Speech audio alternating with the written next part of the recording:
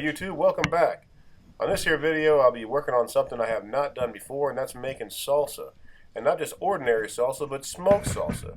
As you know, on this channel I generally try to incorporate things that involve smoking, especially on my Weber Smoky Mountain cooker.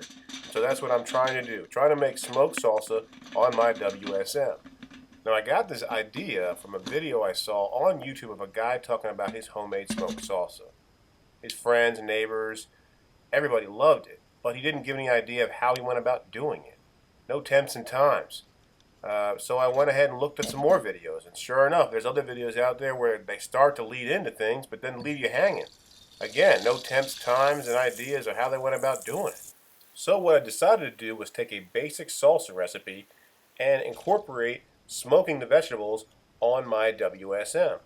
Question here is going to be, how long do I smoke them for? At what temperature? Do I smoke all the vegetables or just some? I don't know the answer to that question, so this video will probably turn into a series of how to make smoked salsa. Now for this recipe I'm using a bunch of cilantro, about 6 vine-ripened tomatoes, 6 cloves of garlic, 2 peppers, 1 yellow, 1 green, 2 yellow onions, 2 serrano peppers for some heat, and 1 lime. Now, like I said, there weren't any directions or ideas online on how to do this, so I decided to do this cook slow and low. I ran into a little bit of a problem here. As you see, a lot of steam coming out the bottom of that smoker. Somehow my center cavity of my Weber Smoky Mountain cooker got bent a little bit at the bottom, and when I was putting it together, the water pan came loose and splashed on the coals. It really wasn't a lot of water, maybe a coffee cup size amount, I don't know. I decided to put some fresh unlit coals on top of that part that was touched by water, and put about 5 chunks of wood on there. I think I put cherry and maybe hickory on there, which may have been a bit too much.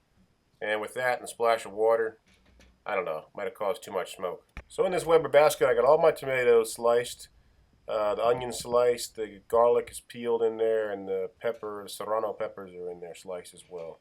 Anything that was kind of small and might fall through the grate, I decided to use on this Weber roasting basket. And what I didn't have room for, I just put on the side on the grate there. So like I said earlier, I'm running this smoker slow and low, which means there's water in the water pan, and I'm running a temperature of 225 to 250 degrees. Now you can run this for as long as you want. Here they are at an hour. As you see, they've got some great color. But I decided to leave them on there for an additional half an hour, so I had a total of an hour and a half time on the smoker. And I read online it can be anywhere from 30 minutes to an hour and a half. I figured the hour and a half mark would give me the most bang for my buck, the most smoke flavor in these vegetables. But in the end, I've learned that vegetables are kind of like poultry. They really suck in smoke. Now, as you see here, the vegetables have some great color and they really smell smoky. One thing you can do when you make salsa, I guess some folks do, is peel off the skins of the peppers and the tomatoes. I started to try to do this, but frankly it was so difficult, I gave up and said, not doing it.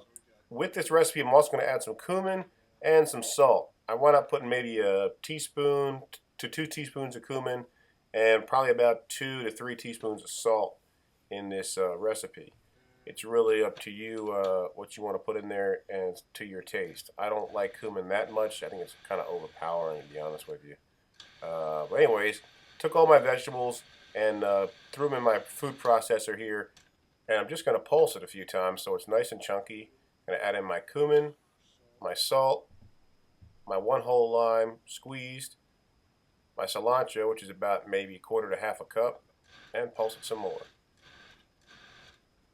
Alright, so here's the finished product. As you can see, it's got a good consistency, color, and flavor. You can certainly taste the smoke, no doubt about it. When you make a salsa like this, you should put it in the fridge and let it marry overnight.